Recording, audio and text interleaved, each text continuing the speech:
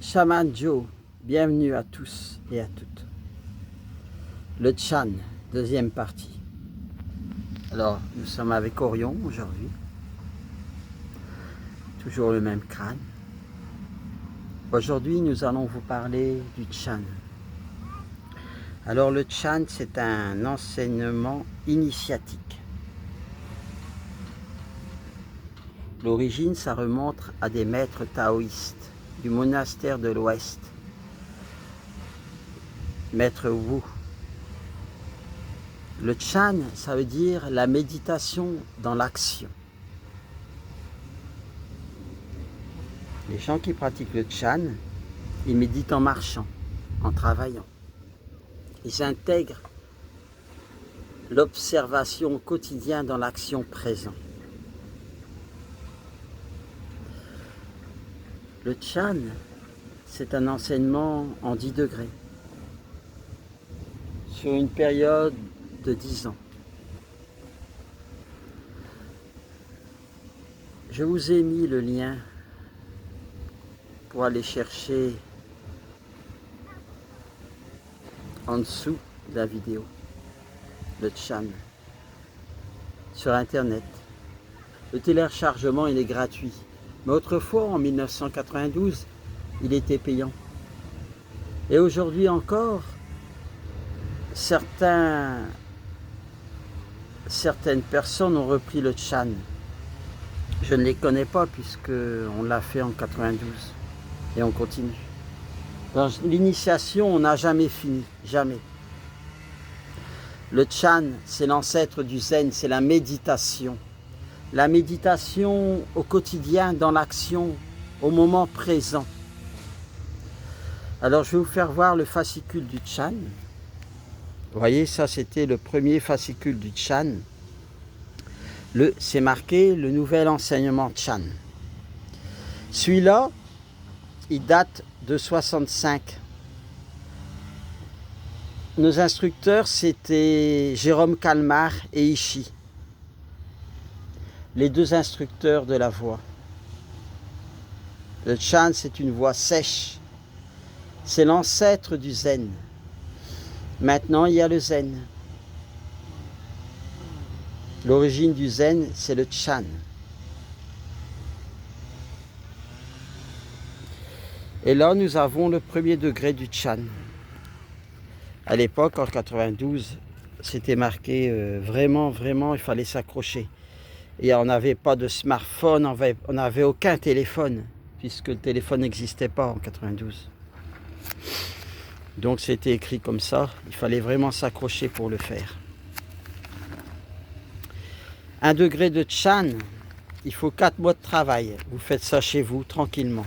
Ou ça vous parle, ou ça ne vous parle pas.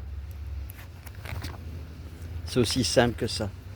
En fait, il existe autant de voix que d'arbres. Il existe autant de voix que de feuilles sur un arbre.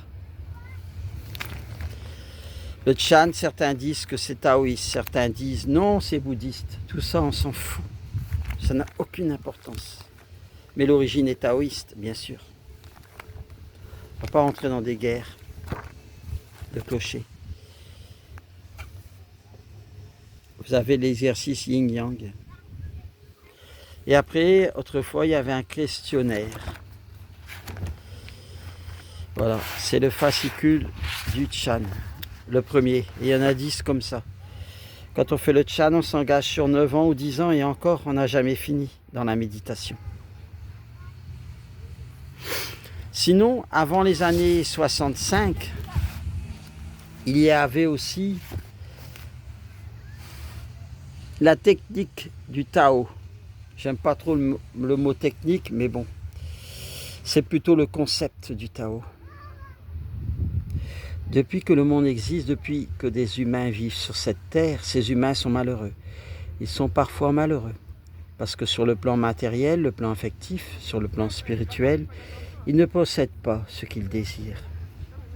En Occident, les sciences physiques ont lutté et luttent encore contre cet état de choses.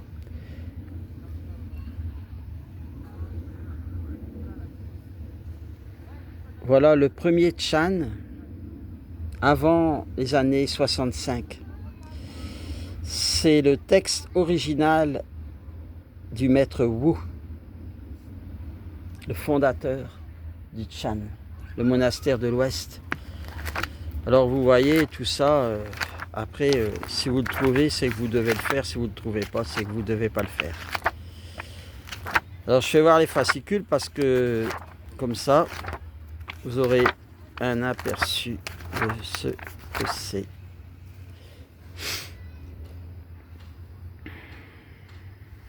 Vous avez ici Maître Wu. Autrefois, c'était sur 18 textes, 18 degrés. À partir de 65, Jérôme Calmar et Ishii, ce qu'ils ont fait, c'est qu'ils l'ont réduit à 10 degrés. Dans le Chan, il existe aussi deux courants. Le courant exotérique avec un X et aussi le courant ésotérique avec un S.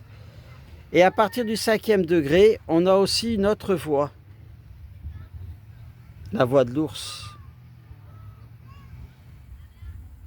C'est-à-dire que dans tous les courants, il y a toujours deux cercles. Le premier, et à l'intérieur, il y a un autre cercle. Dans la tradition musulmane, il y a le premier cercle, et après c'est le soufisme, le deuxième cercle, le deuxième courant. Voilà, on ne va pas faire trop long, ça ne sert à rien de parler pendant des heures. Je vous laisse un peu avec Orion.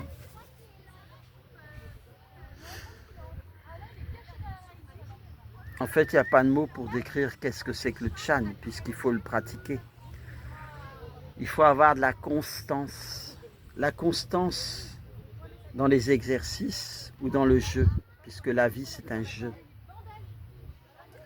On ne doit pas être acteur de sa vie, on doit être réalisateur, c'est-à-dire on doit être derrière la caméra. C'est comme une salle de cinéma. On nous projette le script. Il y a une souffrance lorsqu'on s'identifie au personnage de Pierre-Paul Jacques. Là, il y a une souffrance. Mais en réalité, la conscience, elle est sans forme. La conscience, c'est le réalisateur, elle est derrière. Alors le Chan, c'est pour, entre guillemets, j'aime pas cette expression, mais c'est pas casser, plutôt alchimiser le JE. En fait, il y a une souffrance dans l'être dès qu'on s'identifie au JE. Ça aime pas, le JE. La vie selon l'ego. Bien sûr que l'ego est utile, mais à 70%, il raconte que des conneries du matin au soir. Blablabla, blablabla. Après, c'est à vous de l'alchimiser au quotidien par l'observation. Et après, il y a autre chose, bien autre chose, mais on n'a jamais fini dans le jeu. Même après l'incarnation, il y a encore un autre jeu. On s'incarne dans d'autres dimensions. En fait, ceux qui disent qu'ils ne vont plus se réincarner, déjà ils vont se réincarner. C'est certain. C'est comme les poupées russes. Le jeu est infini sur les 12 dimensions ou plus. Alors je vous laisse un petit peu regarder Orion. Vous en inspirez. Petite parenthèse pour les crânes de cristal. Le crâne de cristal, l'origine, c'est les druides, la tradition celte, mais aussi la tradition des Amérindiens, Dakota du Sud, au Mexique. Les crânes ne sont pas des têtes de mort, loin de là. Les crânes, c'est un symbole de connaissance, pas de pouvoir, de connaissance. Bien sûr, la société, la matrice, elle nous en fait que des mauvaises versions.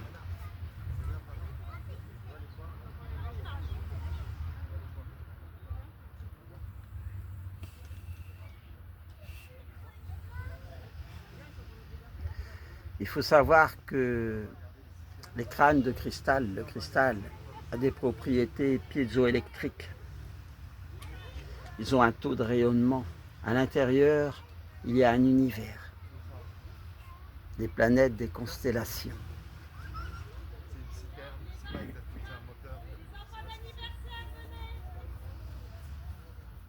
Voilà pour cette vidéo. J'espère que ce...